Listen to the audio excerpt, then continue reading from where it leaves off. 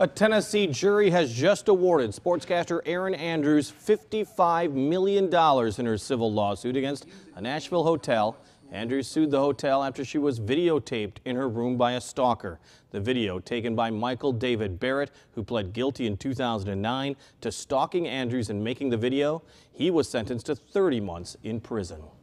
Illinois Attorney General Lisa Madigan says her office received more than 25,000 consumer complaints last year. And at the top of that list for the 8th year in a row, consumer debt scams like mortgage lending, abusive debt collection practices, and predatory payday loans. Number 2 on the list, identity theft. Also in the top 10, education-related complaints reflecting the growing student loan debt crisis. Young people who should be participating in our economy by buying a car, by moving out of their family's house, by buying their own home, by buying furniture, end up really frozen and not able to fully participate in our economy.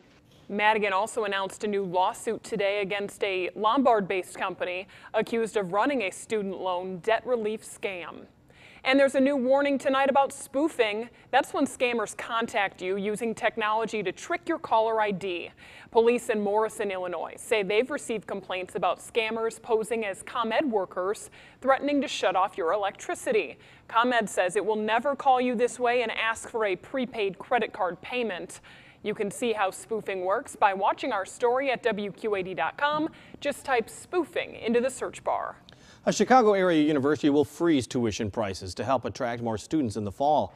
Governor's State University says the Illinois budget impasse has left many low-income students without tuition grants. The school's trustees say governors will front money for a program that covers tuition for more than 1,900 low-income students. The trustees say the decision should allow students to focus on their studies without worrying about whether they have enough money to cover tuition. Hundreds of Boston students walked out of class today to protest budget cuts. The city's education budget is $50 million short, despite a $13 million hike in school spending. The Boston School Department said it will notify parents of students who walked out. Students who took part will be marked absent for classes missed. A developer wants to build Iowa's largest solar field. The Holiday Creek solar project would produce about 100 megawatts when completed. The company plans to build the solar farm near its wind turbine operations near Fort Dodge in Webster County. The company says the solar farm could power about 30,000 average homes. The world is honoring the memory of Nancy Reagan tonight, the former First Lady whose legacy extends beyond the White House. Lauren Lister has continuing coverage from California.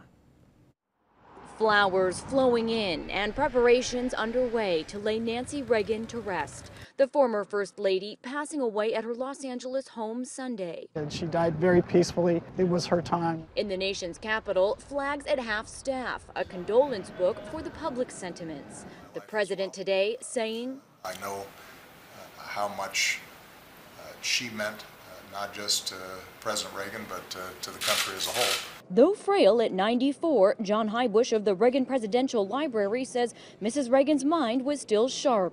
Mentally, she's been 110%. She's been fun to work with. She remained the chairman of the board of the Reagan Library until her death. Said to be a fierce guardian of her husband Ronald Reagan's legacy, one Barbara Walters says she very much contributed to. She was a dignified, elegant woman, a credit to her husband's legacy. President Reagan died in 2004. One of the last times Mrs. Reagan was seen in public was here, in a wheelchair at his gravesite on the 10th anniversary of his passing. And that's where Mrs. Reagan's body will be laid to rest, beside her beloved late husband. He would come into her office to talk to her. I mean, he had to know where she was, find her, and be with her. On Sunday, a hearse carried Mrs. Reagan's body from her home to Santa Monica for a few days until she's brought to the Reagan Library where she'll be buried. The funeral will be held here at the library Friday morning, closed to the public but likely to be televised. Lauren Lister, ABC News, Simi Valley.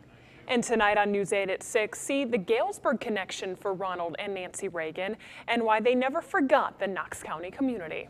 Still ahead, getting the most out of your investment. The price tag for an exclusive address in New York City and some big-time perks that come with it.